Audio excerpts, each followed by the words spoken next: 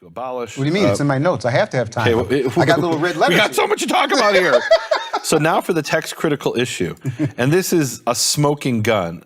This is literally the smoking gun. Although I guess not literally because it's not a gun and it's not smoking. It's a manuscript. So here is manuscript Q. Let's look at it over here. And we can see right there, a little bit below the middle of the page, we have a bunch of words written in a smaller script in a different handwriting above the line.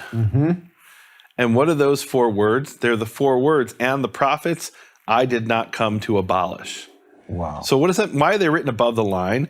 Because the scribe was reading his text, and he at some point realized there's 4 words missing, and he added them. And here's the question, where did he add them from? So, George Howard published the Hebrew Gospel of Matthew in 1987. Actually, the one you have there is from 1995. You want to show people that? Yes. That is, that's the 1995 edition called the Hebrew Gospel of Matthew. His 1987 edition was called the Gospel of Matthew according to a primitive Hebrew text. Stop.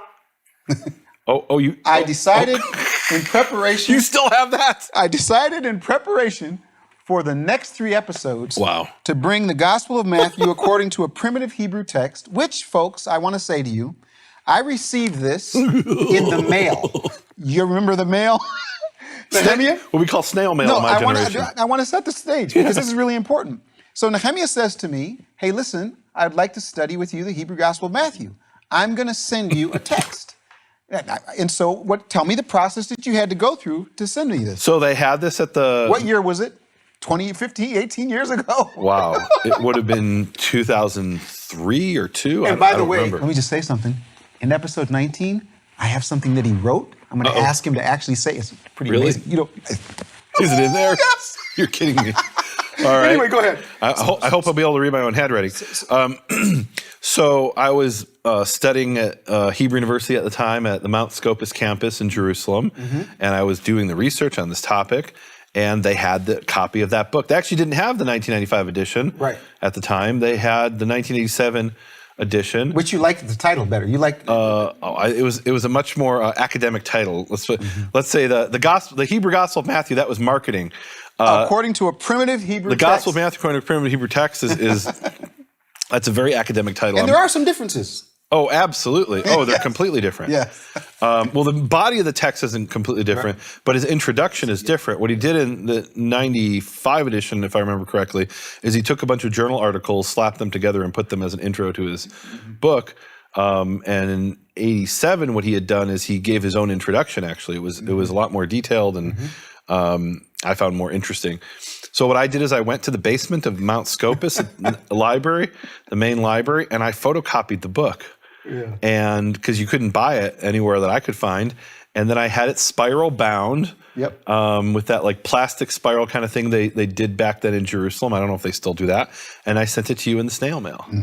All right, international mail. Yeah, and the reason I'm bringing that up, Nehemia, is that when I received that invitation, that started me on a process. And that process has been long to get to this point. And again, 5, 17, 18, and 19 are the key. So I'm sorry. Now, if we did it today, we'd just make a PDF, right? But back then, that wasn't the way you did it.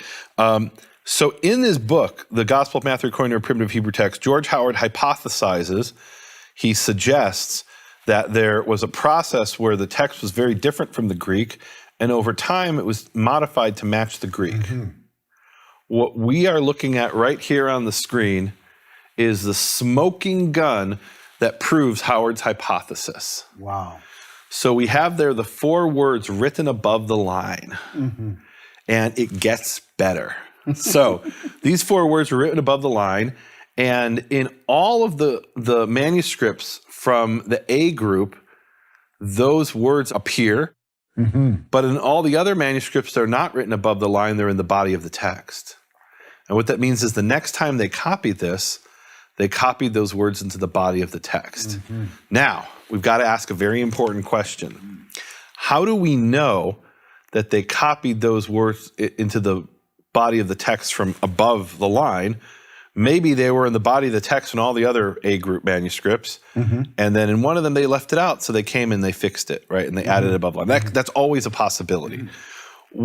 So here's one piece of evidence.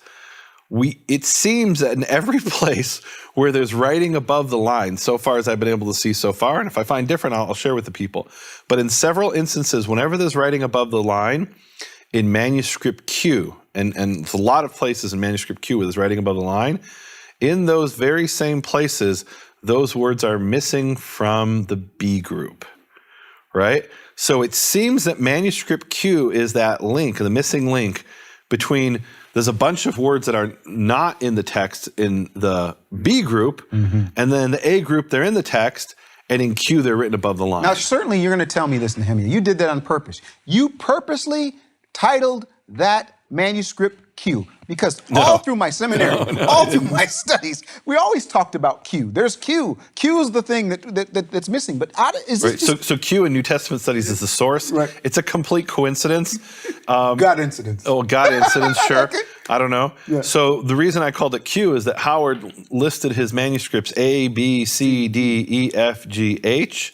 Right? He had 8 manuscripts plus the British Library he didn't give a letter to. I call that manuscript Z. Right, so just from Howard, I've got 9 manuscripts, and then I sat down at the National Library of Israel at the Institute of Microfilmed Hebrew Manuscripts and started looking for more manuscripts. And as I looked for them, I gave them letters: J, K, L, M, N, O, P, and Q. And it's simply in the order that I found it, right? What? And how did I find it? I did all kinds of different complicated searches, right? Because they're not always, sometimes it's part of the Shem Tov's Hebrew Matthew, sometimes it's not part of Shem Tov's Hebrew Matthew, it's a thing by itself. Yeah. So. But let me just say something. Yeah, I'm listening. Yeah. At this time, now in the past, previous Hebrew Gospel Pearls, here's what we would have done. I'm going to throw us both under the bus. Here's what we would have done in past Hebrew Gospel Pearls. Yeah. We would have been talking about the verse, give you the verse, and then say, but I've got the smoking gun in the plus. Here's what we're doing instead. You're giving our public people are getting something that is a smoking gun. Oh, this is the kind of thing. Look, this is huge. Yeah. I mean, am I right or wrong?